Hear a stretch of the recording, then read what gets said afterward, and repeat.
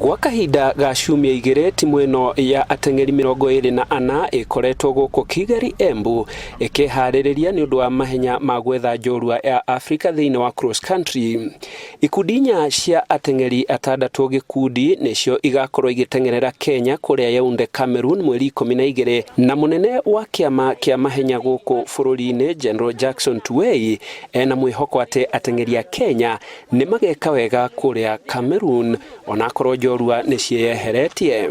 Wachezaji wamejiandaa mzuri na wametrain mzuri. Hiyo pressure inakuwa hakuna, kwa sababu kila kitu inategemea preparations, inategemea training, na kwa hivyo wakifika huko, kwa sababu pia lazima wamepewa mawaidha na technical bench, sioni kama watakuwa na shida yoyote.